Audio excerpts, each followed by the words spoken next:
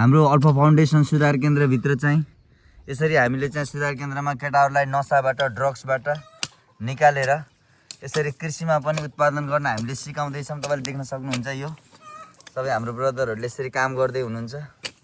उहाँहरूले तपाईँको यो सब आलु हेर्नु, यो यति तपाईँको चाहिँ यहाँ आलुहरू चाहिँ तपाईँको चाहिँ अझै यहाँ पनि अझै आलुहरू पनि यहाँ अझै छ, तपाईँले देख्न सक्नुहुन्छ।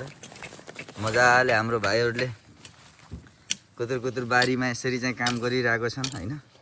यसरी हामीले चाहिँ उत्पादनलाई पनि बढी फोकस गर्छौँ। हामीले चाहिँ मजाले तपाईँको चाहिँ उत्पादन गर्न सिकाइरहेको हुन्छौँ आलु।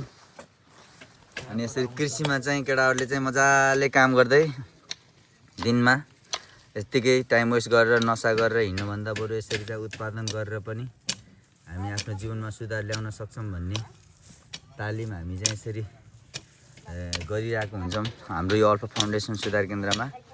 हामीले चाहिँ उत्पादन गरेरै हामीले चाहिँ आफ्नो परिपूर्ति दिनदिनै हामीलाई चाहिने जति पनि खर्च हुन्छ बजारमा कम गर्नको लागि हामी आफैले उत्पादन गर्छौँ। त्यस कारणले उपचार्थीहरूलाई पनि हामी एकदम अब गरिबी छ होइन, नेपालमा त्यति पैसा हुँदैन।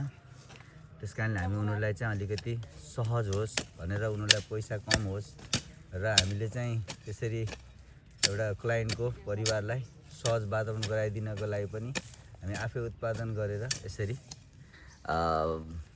आर्थिक कुराहरूमा सहज वातावरण गराइदिने गरिरहेको हुन्छौँ अल्फा फाउन्डेसनमा। यो देख्न सक्नुहुन्छ तपाईँले यत्रो आलु फलेको।